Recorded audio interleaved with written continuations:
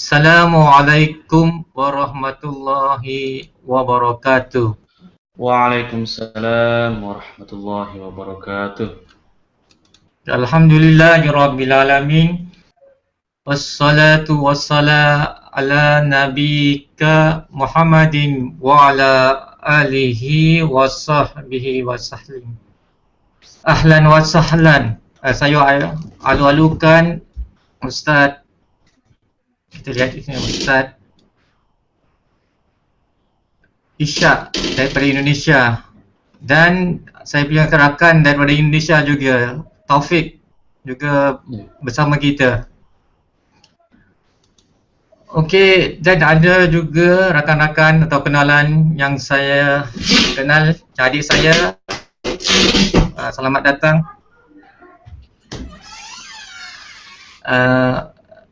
Lagi satu Kak Jamalia, dan mungkin rakan-rakan yang lain ada masalah teknikal untuk join hari ini. Okey, semoga anda semua dalam keadaan sihat walafiat. Amin. Amin ya Allah. Okey, pertama sekali saya kenalkan diri saya. Mungkin semua orang dah kenal saya, orang baru saya tak nampak. Okey, nama saya Yus. Saya adalah host hari ini. Saya tak nak cerita tentang banyak perkara tentang diri kita.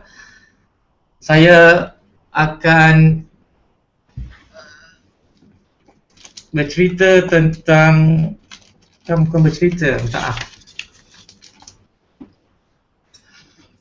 kita akan membincangkan 7 perkara di mana kebanyakan dari kita tidak memahami bahasa Al-Quran, tidak menghayati bacaan solat, tidak khusyuk dan hilang kebahagiaan dalam hidup. Okey. Untuk sebelum kita teruskan, saya minta Ustaz Ishak untuk membaca sedikit ayat Al-Quran. Kemudian Ustaz akan memberi ta'aruf, dan saya akan terangkan tentang atur cara apa yang akan kita buat pada hari ini. Sila Ustaz. Baik. Terima kasih Abah selaku host. Assalamualaikum warahmatullahi wabarakatuh. Waalaikumsalam. Alhamdulillah wassalatu wassalamu ala Rasulillah wa ala alihi wa sahbihi wa mawala. Ilahi anta maqsudi wa ridhaka matlubi, a'tini mahabbataka wa ma'rifataka. Baik, hadirin yang dirahmati Allah Subhanahu wa taala, perkenankan saya membuka kesempatan kali ini dengan membacakan beberapa ayat dari surat Ar-Rahman. A'udzu billahi minasy syaithanir rajim. Bismillahirrahmanirrahim. Ar-Rahman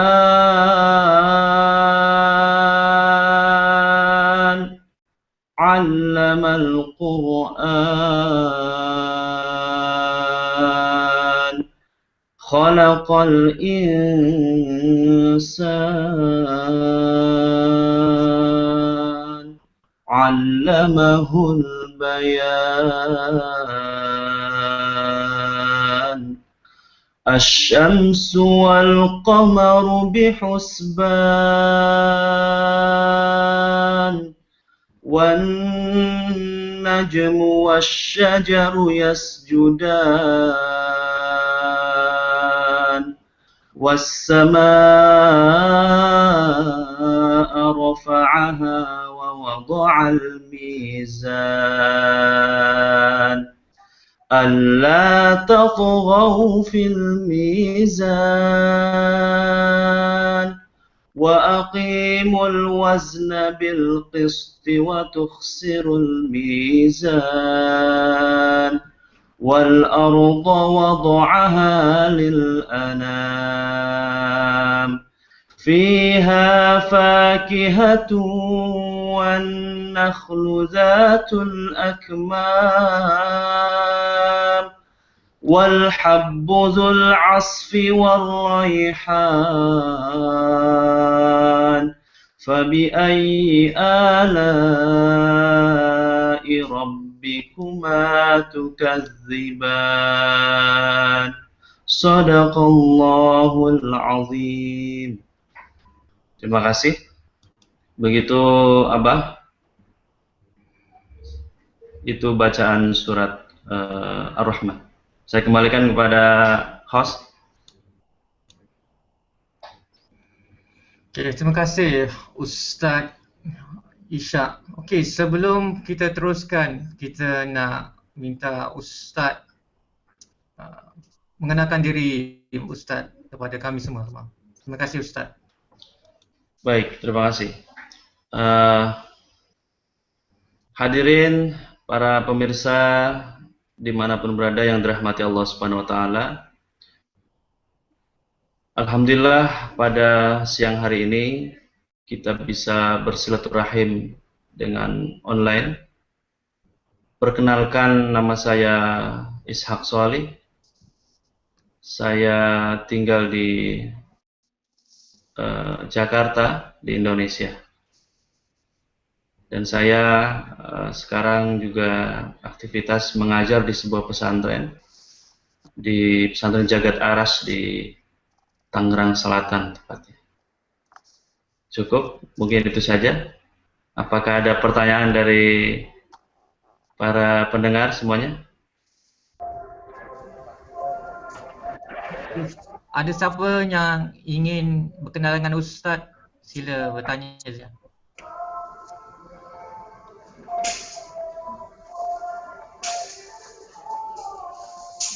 Ya, ada musik dari mana ini?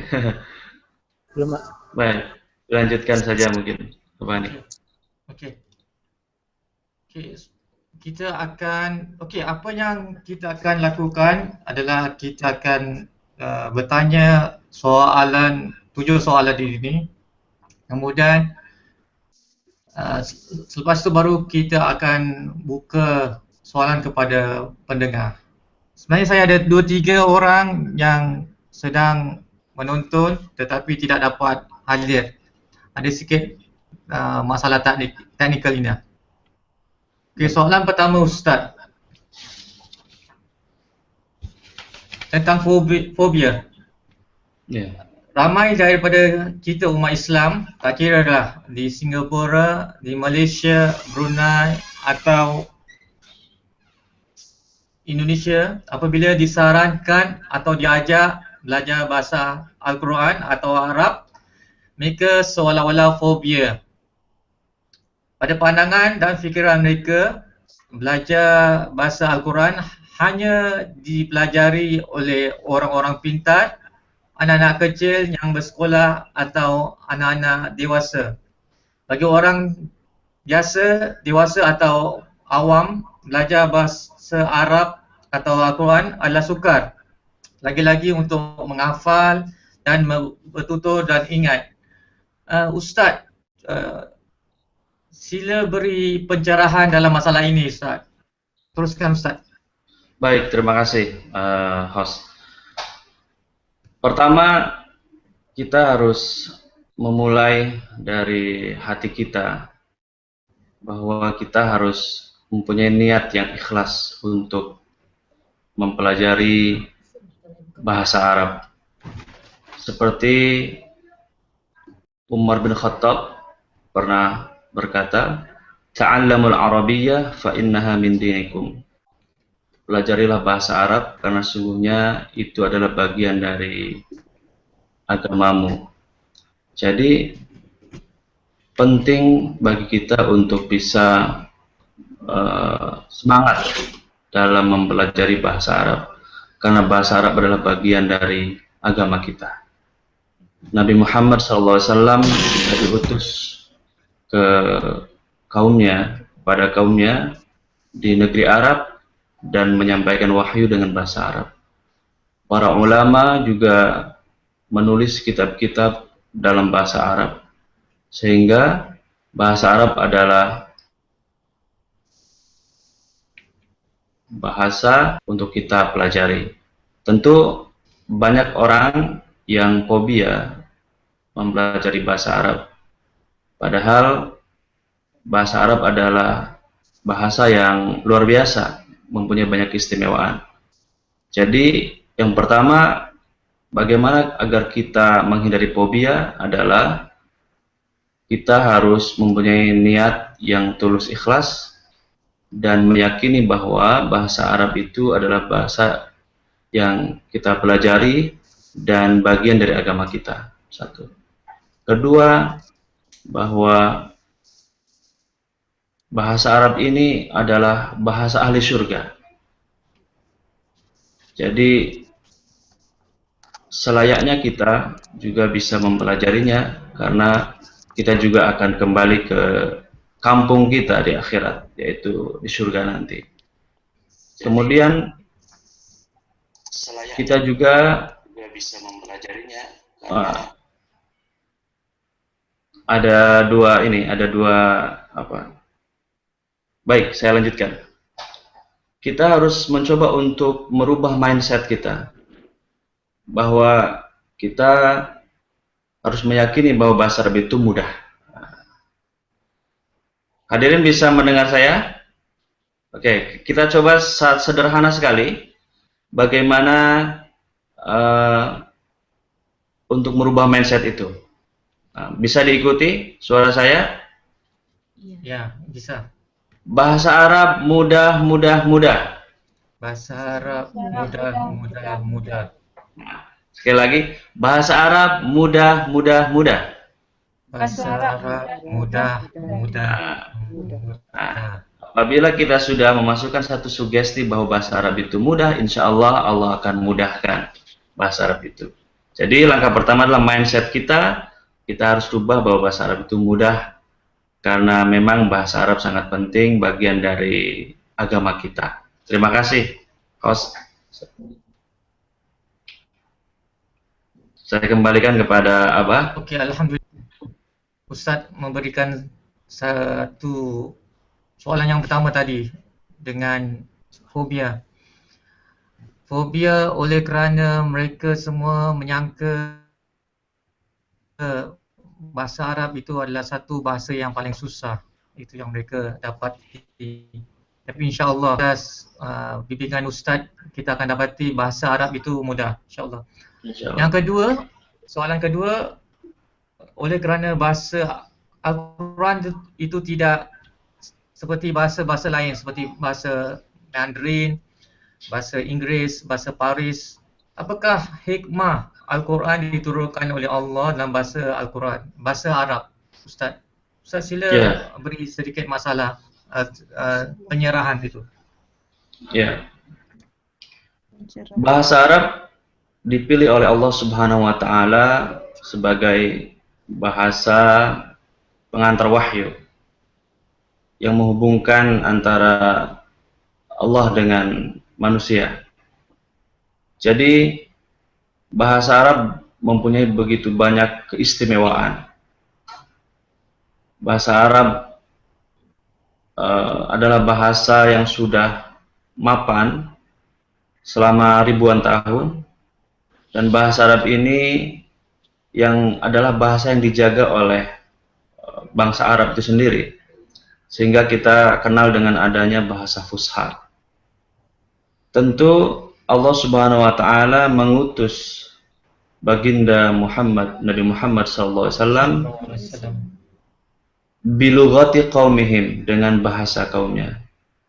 Karena pada zaman itu, zaman jahiliyah, banyak sekali orang-orang Arab yang tidak mengikuti nilai-nilai akhlak, sehingga Allah mengutus Nabi Muhammad sallallahu alaihi wasallam ke negeri Arab.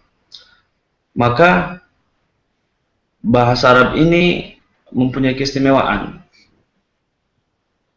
Selain memang Al-Quran diturunkan untuk sebagai mukjizat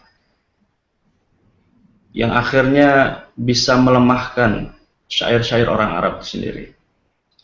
Kemudian bahasa Arab juga mempunyai begitu banyak mufradat, seperti lafzul jalalah Allah, ada Rabb. Nah, tentu kalau dalam bahasa Inggris diterjemahkan dengan God gitu ya. Tapi dalam bahasa Arab begitu banyak mufradat dan itu sangat kaya. Misalnya lagi kalau satu laki-laki berarti rojulun. Rojulun satu laki-laki. Rojulain dua laki-laki. Rijal adalah banyak laki-laki. Nah, jadi itu keistimewaan dari bahasa Arab. Dan mungkin bahasa Melayu juga banyak keistimewaan, namun banyak juga keterbatasannya. Sehingga Allah memilih bahasa Arab sebagai bahasa yang menjadi perantara dalam pewahyuan, revelation. Terima kasih.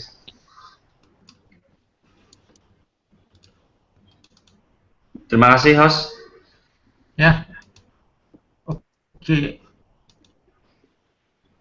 Kemudian tadi kita dapat informasi tentang kenapa atau Allah tu maha berkuasa dengan menurunkan bahasa Al-Quran itu dalam bahasa Arab, kerana bahasa Al-Quran itu adalah sendiri unik seperti mana yang Ustaz sampaikan tadi. Jadi kita sebelum kita ke soalan ketiga, ada ke tak orang-orang hadirin ingin bertanya? Sila.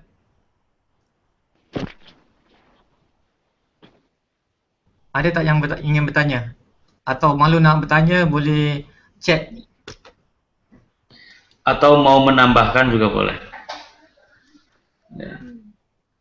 Okey, pada kali ini mungkin kita ada hadapi masalah teknikal, oleh kerana ni first time kita online bersama peserta. Tapi sebelum ini saya dengan Ustaz kita berkomunikasi, tapi looks like okay. Tapi ini kali kita tengok apa masalah teknikalnya.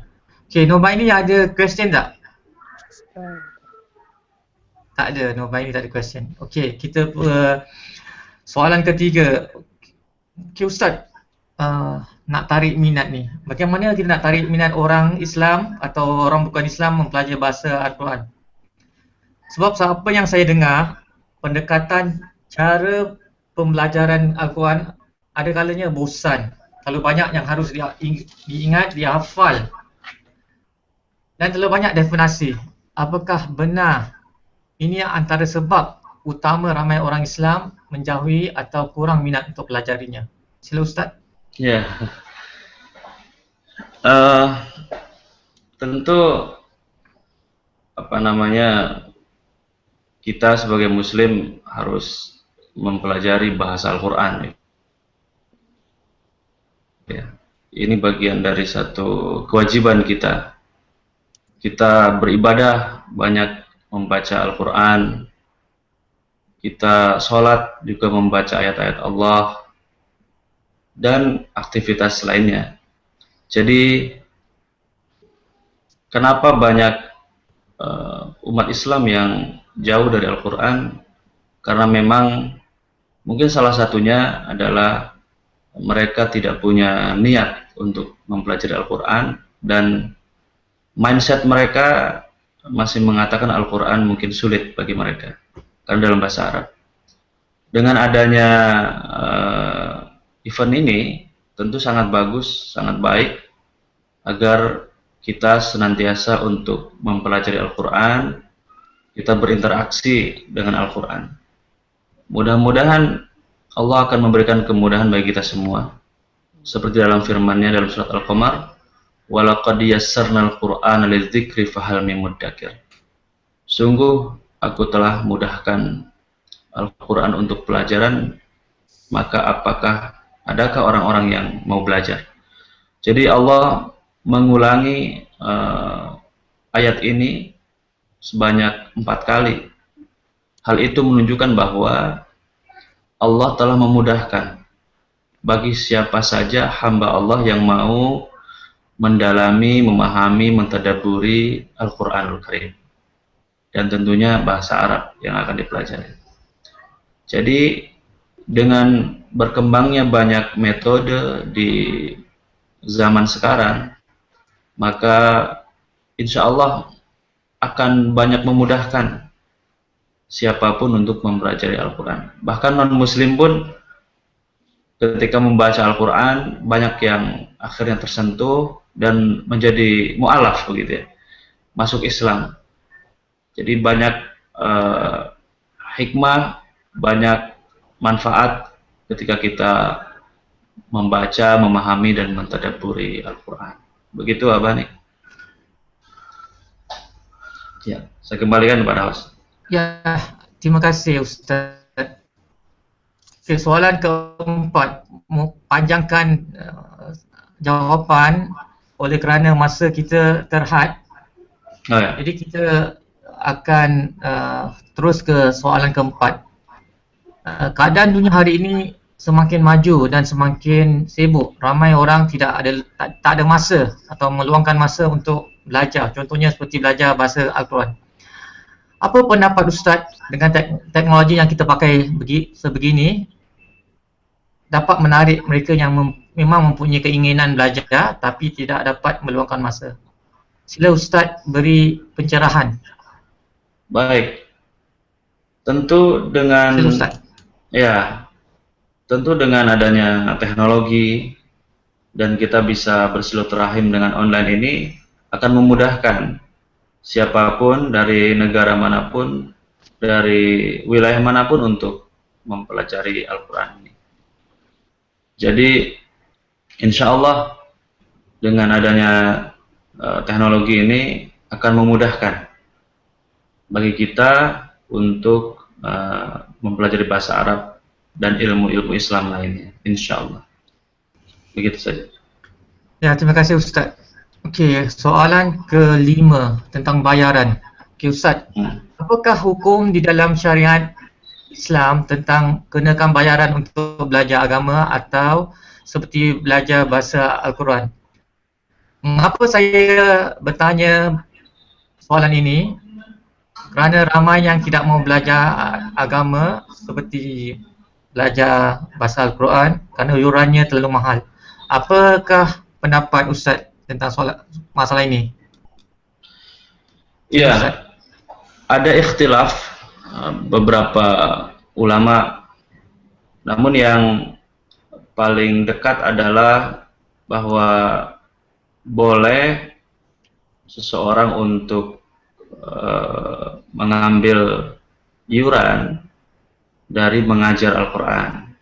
Seperti dalam kisah seorang sahabat yang sedang berkunjung pada satu kabilah, satu suku di Arab, lalu kemudian meruqyah anak dari kepala suku dan akhirnya sembuh dan dihadiahkan seekor kambing, seekor domba. Lalu sahabat ini bertanya kepada Rasulullah, "Ya Rasul, apakah saya boleh mengambil domba ini?" Lalu kemudian Rasulullah menjawab, boleh. Jadi menjadi guru agama, menjadi penceramah, menjadi guru agama di sekolah, menjadi trainer yang berbasiskan dengan nilai-nilai agama, itu juga sama juga menyampaikan ayat-ayat Allah. Namun bagi kita di sini, di komunitas ini, kita lebih mengutamakan pada keikhlasan dan juga perjuangan dakwah agar kita komunitas ini berkembang. Jadi yang mampu bersedekah dengan hartanya, yang mau bersedekah dengan ilmunya, yang mampu bersedekah dengan memanfaatkan teknologi juga dengan teknologinya. Lalu yang mempunyai ide untuk membangun komunitas dakwah ini sebagai syiar Islam, tentu juga itu adalah sedekah. Jadi sedekah itu bisa banyak hal. Wajahidu fisabilillahi bi amwalikum anfusikum. Dan berjuanglah di jalan Allah dengan hartamu, dengan dirimu. Jadi apapun yang kita mampu, maka kita harus bersedekah. Jadi kita harus punya visi tersebut. Karena memang dakwah pada intinya adalah bukan untuk mencari harta, tapi dakwah itu adalah untuk berjuang di jalan Allah. Para sahabat juga sebenarnya tidak pernah meminta tarif uang kepada jamaah, namun memang intinya adalah keikhlasan. Jadi kita harus luruskan niat kita yang ada di sini untuk terus ikhlas, dan tentunya untuk memperluas network jaringan dan syiar dakwah, mempelajari Al-Quran dan bahasa Arab. Tentu kita semua bisa sama-sama untuk bersedekah, baik dengan ilmunya, baik dengan hartanya dan sebagainya. Itu Abah nih, terima kasih. Ya, terima kasih Ustaz. Soalan ke-6 tentang bacaan solat. Ketika kita solat, kita baca Al-Quran seperti baca Fatihah dan ayat-ayat pendek. Ya Ustaz, apakah dengan memahami dan menghayati bacaan solat dapat membantu di dalam kesempurnaan solat yang khusyuk? Ya. Sebab dari firman Allah dalam surah Al-Mu'min, beriman, iaitu mereka yang khusyuk solatnya, dan di dalam program belajar bahasa Al-Quran dengan mudah akan mengambil pendekatan bacaan solat ini. Ya, baik. Di dalam memahami bahasa Al-Quran, Ustaz, sila beri sedikit penerangan tentang perkara ini, Ustaz. Ya, baik. Allah Subhanahu wa taala berfirman dalam surat Al-Mu'minun, A'udzu billahi minasyaitonir rajim. Bismillahirrahmanirrahim. Qad aflahal mu'minun alladzina hum fi shalatihim khashi'un. Sungguh berbahagia orang-orang yang beriman, yang mereka, siapakah orang beriman itu? Yang dalam salatnya mereka khusyuk. Itu adalah firman Allah dalam surat Al-Mu'minun ayat 1 dan 2. Apa itu makna khusyuk? Ada beberapa pendapat para ulama, seperti sahabat Ibnu Abbas mendefinisikan khusyuk itu adalah merendah di hadapan Allah. Jadi kita harus merendah di hadapan Allah ketika kita sholat. Jangan sampai ada kesombongan dalam hati kita. Menurut Ibnu Sirin, khusyuk adalah konsentrasi pikiran dalam sholat dan lepas dari pemikiran lainnya. Jadi kita harus melepas pemikiran lainnya. Kita hanya mengingat Allah Subhanahu wa taala dalam hati kita. Itu adalah di antara makna khusyuk. Tentu beberapa ulama ada yang mewajibkan sholat itu dengan khusyuk. Karena para ulama ini menyatakan bahwa kurang sempurna sholat seorang apabila tidak khusyuk. Jadi khusyuk adalah satu hal yang sangat penting dalam sholat. Sholat ada juga yang membagi dengan sholat yang zahir, ada sholat yang batin. Sholat yang zahir itu hanya gerakan saja, sholat. Tapi hatinya tidak khusyuk. Itu sholat hanya zahirnya saja.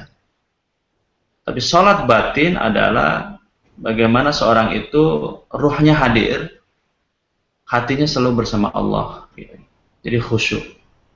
Jadi sholat itu harus zahirnya baik, gerakannya baik,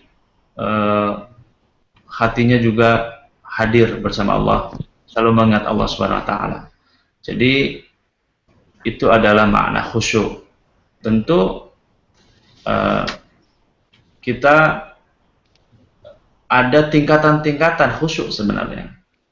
Ada tingkatan khusyuk itu hanya memahami saja, lalu kemudian ada yang lebih tinggi lagi, dia menghayati, kemudian gerakannya bagus, jadi khusyuk dalam gerakannya, tidak terburu-buru sholatnya, kemudian khusyuk hatinya, dia tidak mengingat selain Allah, gitu. Jadi penting sekali bahwa kita khusyuk dalam sholat ini agar hidup kita bahagia?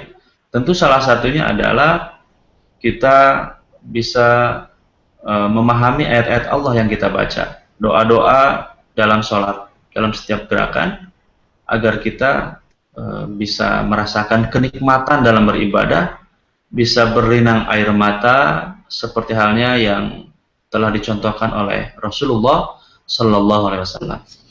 Rasulullah kalau sholat bacaannya panjang dan juga berlinang air mata. Begitu juga para sahabat, begitu khusyuknya mereka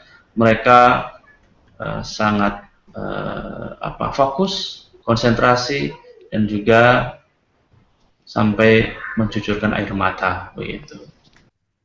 Para sahabat banyak yang menyampaikan bahwa janganlah simpan dunia dalam hatimu, tapi simpanlah dunia itu dalam tanganmu. Gitu. Jadi kita coba berlatih untuk sholat dengan khusyuk, dengan melupakan hal-hal yang duniawi, dan kita selalu mengingat Allah dalam sholat kita. Jadi kita coba untuk menyimpan ingatan-ingatan dunia itu jangan di hati kita, jadi di luar hati kita. Itu yang paling penting agar kita bisa sholat dengan khusyuk. Jadi tapi khusyuk ini kita berproses, kita berlatih.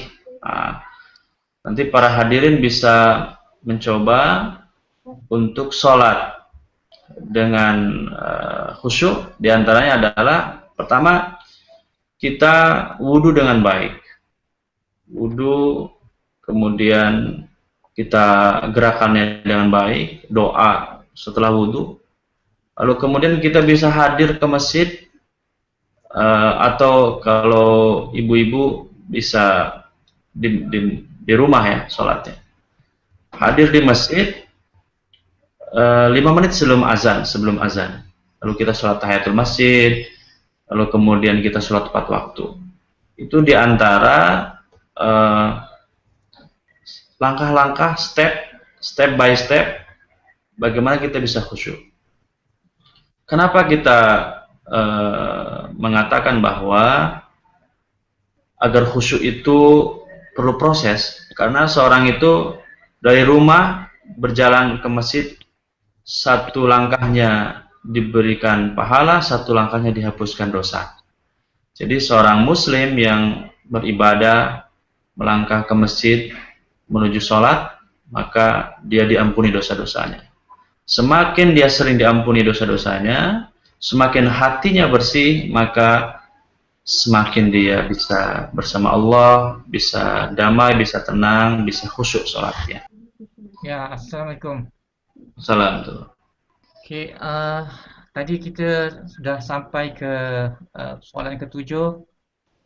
Alhamdulillah Ustaz dapat sampaikan, walaupun dengan banyak masalah teknikal, kita dapat sampaikan apa yang kita ingin sampaikan. Kemudian Ustaz, kita bagaimana program ini akan dijalankan Ustaz? Ya, ini bisa kita diskusikan ya. Kita bisa sharing di sini. Bagaimana kita bisa mengembangkan komunitas ini, jamaah ini semakin luas. Tentu dimulai dari yang sedikit, insya Allah bisa terus meluas gitu. Jadi kita terus syiarkan mempelajari din kita, agama kita, kitab suci kita Al-Quran, dan terus kita mengajak handai taulan, tetangga, sahabat kita untuk bisa sama-sama mempelajari Al-Quran gitu. Ya, insyaAllah apa yang kita akan lakukan di sini, kita akan menggunakan teknologi, metode-metode atau metode yang terbaru. Contoh seperti kita gunakan mind mapping, kita akan gunakan mind palace untuk kita mudahkan kita untuk mengingati apa yang kita hafal. Contohnya kita akan pelajari tentang bagaimana otak kita berfungsi. Otak kita berfungsi itu dengan cara natural. Okay, apabila dia natural, kita mudah untuk kita menghafal. Jadi apabila saya sudah belajar dengan program mind mapping daripada pengasasnya, dia mengajar tunjukkan kita bagaimana fikiran kita, otak kita berfikir. Contohnya kita menggunakan otak kiri dan kita akan gunakan otak kanan. Otak kiri kita, tapi malangnya waktu sekolah kita hanya gunakan otak kiri. Dia otak kanan kita tak gunakan. Jadi dengan mempelajari bahasa Al-Quran ni, kita akan cuba bandingkan seluruh teknik bagaimana otak kita berfungsi. Jadi seperti mana yang saya katakan tadi, kita akan ada bonus untuk kita pelajari mind mapping dan mind palace. InsyaAllah saya akan adakan date untuk kita pelajari sama-sama. Waktu itu kita akan cuba belajar bagaimana kita nak ingatkan 40 nama-nama surah dalam masa waktu 1 jam.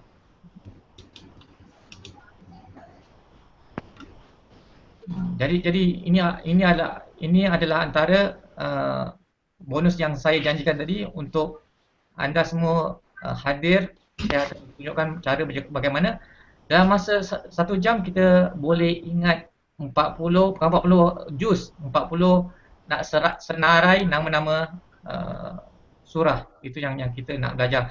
Daripada situ kita tahu bagaimana cara untuk kita menghafal atau mengingati ayat-ayat Quran dengan lebih mudah. Apa pendapat Ustaz tentang perkara itu, Ustaz? Ya, itu sangat baik ya, sangat bagus. Apalagi dengan teknik mind mapping gitu ya. Tentu metode-metode itu, segala metode yang baik untuk bisa memahami Al-Quran itu sangat baik, insya Allah. Jadi apalagi pengalaman dari Abah Yus, Abah Nikmat, ini menarik, bisa berbagi dengan kita semua agar kita bisa mudah untuk menghafal surat-surat Al-Quran, dan metode ini sudah teruji sangat baik gitu, bisa diterapkan di komunitas kita gitu, insya Allah. Ya. Oke, sekarang saya buka soalan kepada hadirin. Okey, baik ni ada nak bertanya atau Kak Jamaliah nak ingin bertanya sesuatu? Sementara ni tak ada. Sementara Can you hear me? Can you hear me? Yes. Okay. Sementara ni belum ada soalan yang nak diajukan. Okey. Saya rasa ada ramai yang nak join, tapi ada salah. I don't know what is wrong with kita punya dia punya technical side. Kita tak dapat panggil lebih ramai, yang register 15 tapi yang ada cuma 3-4 orang. Mungkin ada masalah teknik. Okey, baik ni ada nak tanya? Not at the moment. Not at the moment. Okay.